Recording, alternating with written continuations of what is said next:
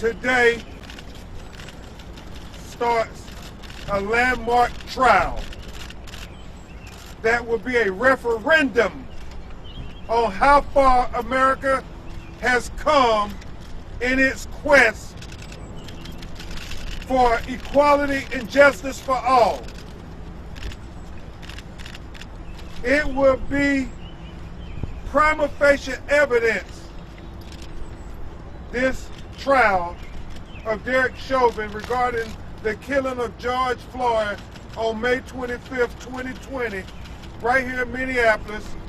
It will be prima facie evidence whether America is going to live up to the Declaration of Independence. Now, I know everybody can quote the Declaration of Independence, but this trial is going to provide evidence of whether we really believe it when we say we hold these truths to be self-evident, that all men are created equally, that they're endowed by their Creator with certain inalienable rights, that amongst them are life and liberty and the pursuit of happiness. Well, America, that means black people too. America, that means George Floyd too. And for all of those people, Reverend Al, who continue to say that this is such a difficult trial, that this is such a hard trial, well, we rebuke that.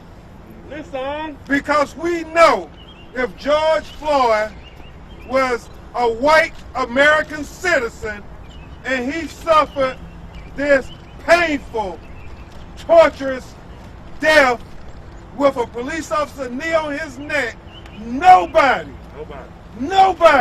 will be saying this is a hard case. Right. And when people ask you that, activists, and the family thanks the activists, when people ask you, well, isn't this a tough case? Because they're going to try to say George Floyd had a trace amount of drugs in his system. You let them know that Ben Crump said that George Floyd was living, breathing, walking, and talking just fine. Yeah. Until the police put him face down and put him in handcuffs and put a knee on his neck for 8 minutes and 46 seconds. So this murder case is not hard when you watch that torture video of George Floyd. Y'all understand? Yeah. This murder case is not hard when you watch that torture video of George Floyd. And we have to call it what it is. It was torture.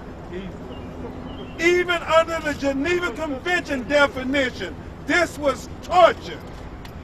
And Derek Chauvin should be held criminally liable for the death of George Floyd.